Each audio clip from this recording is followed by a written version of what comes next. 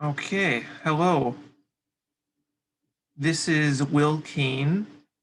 I'm a professor at JJC in the business department, and I'm going to do a speech about my time in Asia with some reflections and some hopefully interesting information for potential students who would like to travel one day to Asia or who would be interested in learning more about the international business community, which is actually a class that we are running at JJC. A little bit of background knowledge about me.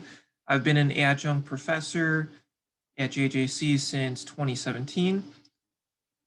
In the marketing and business sections, I've taught intro to business, intro to management, and right now, online courses, including social media marketing and international business. Professionally, I've worked in the marketing research field, e-business field, project management field, and right now I'm teaching high school full-time in the career and technical education department at a local nearby high school. Here is a list of all the countries I've visited in Asia. I mostly spent time in South Korea, where I worked for 2 years. I've technically stepped foot in North Korea. I've been in Japan 2 times. I visited the Philippines, Hong Kong, Taiwan, Singapore, Malaysia, and Indonesia, which means I've gotten some stamps in the passport for that. I also worked in the Middle East, in Saudi Arabia, and was able to visit Dubai, which is the UAE, Ethiopia, and Egypt, both in Africa. And my last job overseas was in Germany, where I was there for about half a year. And while in Europe, I was able to visit France, Poland, and then just nearby, the UK. I spent a decent amount of time overseas, and each region where I was taught me a little something different professionally that I can boil down to one big idea per region. In Asia, I learned the importance of hard work. In the Middle East, I learned how important professional relationships can be. And in Europe, I learned the importance of the idea of working smart. Focusing on Korea, there was the working life, which meant long but productive days. You could expect the typical employee who works at a company to spend about 12 hours or so there, depending on how many hours your boss expects you to be there. Sometimes you would be working straight through the work week and the weekend. And I remember just personally, some of my coworkers working 2 weeks straight, as in coming into the office 2 weeks straight and then taking a day or so off and then doing it over again. Also in Korea, there are titans of industry that I call new-ish, and some of the big names that come to mind are Samsung, LG, Hyundai, Kia, which are really popular throughout the world. Fila, which is originally an Italian company, but now operates in Korea. So some of these companies are working on different partnerships with American brands right now.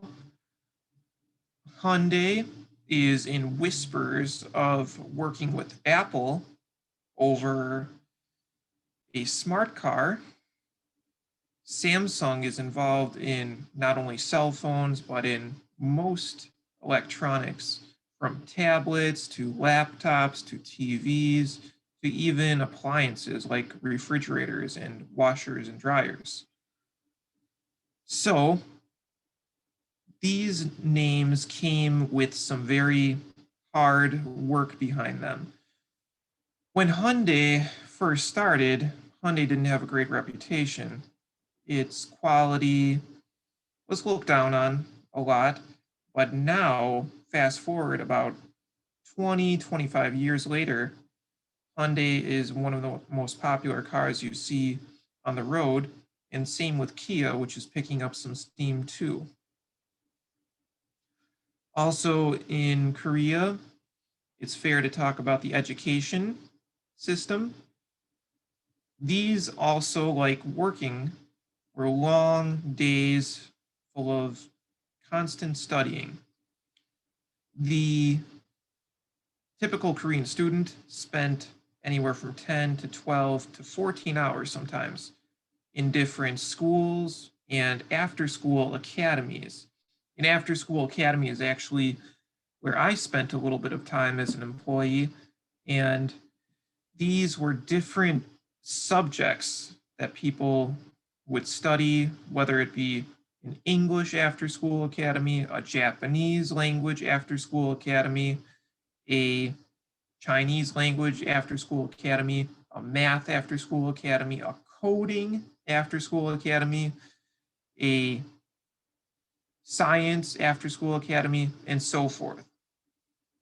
So this meant that a typical Korean student had a lot of exposure to studying and a lot of exposure to get the concepts of those subjects grounded and planted into their minds.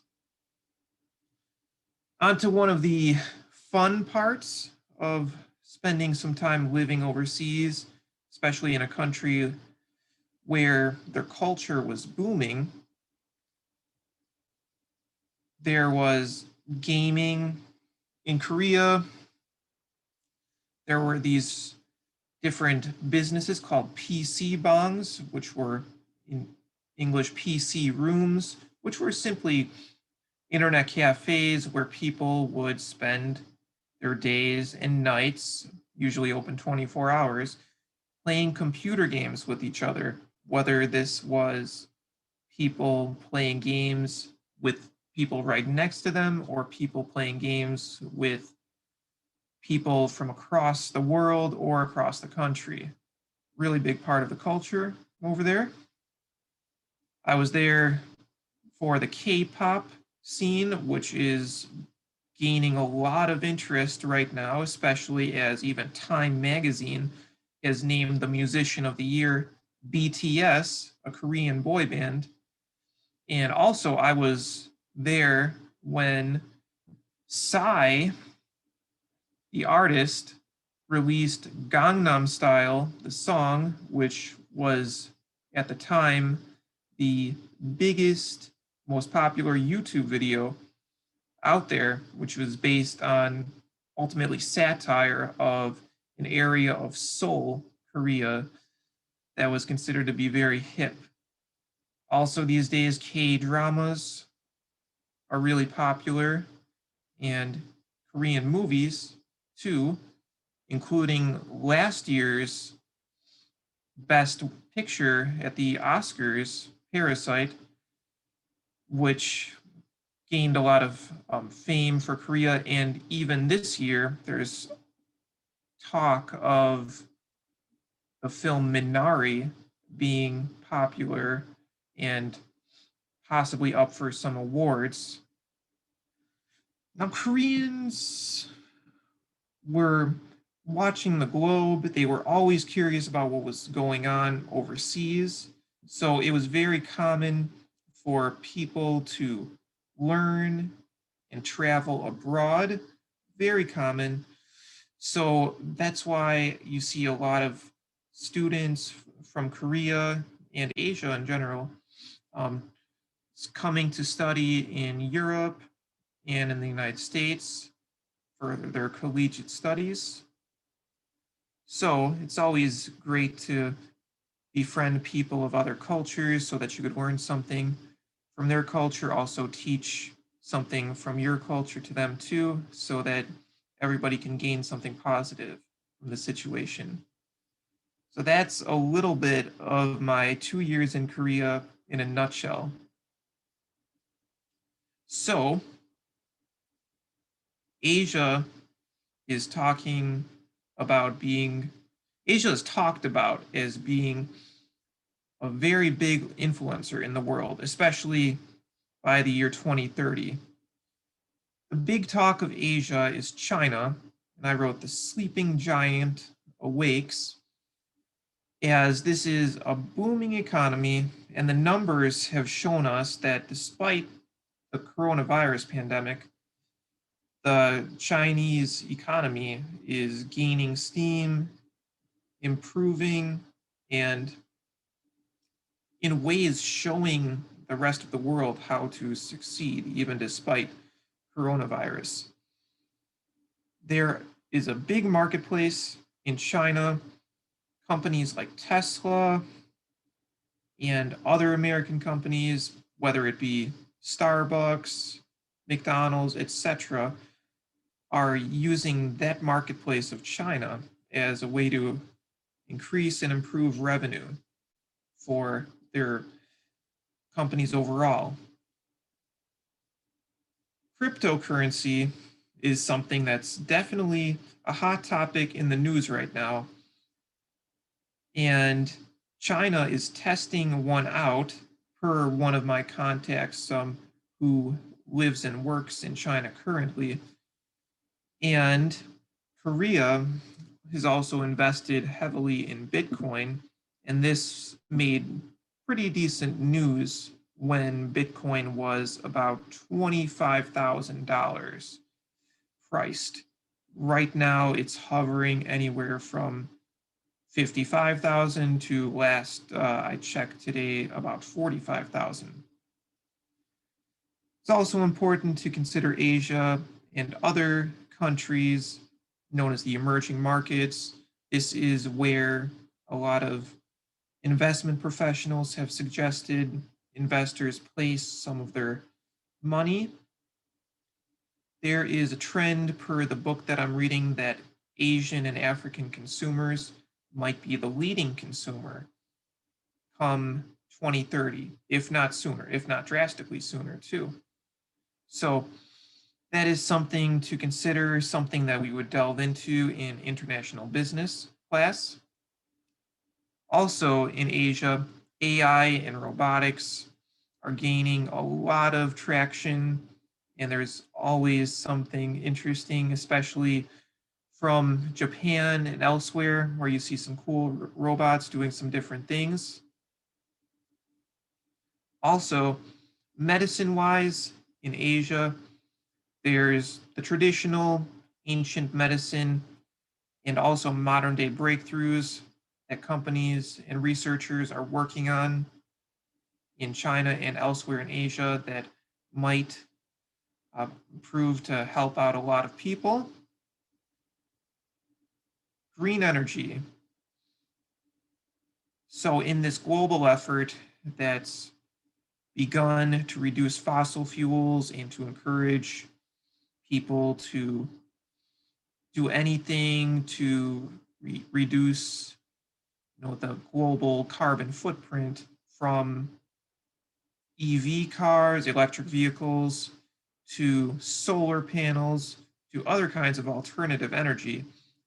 It's going to be very interesting to see how Asia may even lead the way in this and teach the rest of the world how to do this efficiently. So this is just a small taste of international business with a focus on Asia. And I invite anyone who would like to speak on any particular topic at length to go ahead and email me at wcain@jjc.edu. Thanks for watching, and I hope you enjoyed this little preview of what we would talk about in international business. Thanks and take care.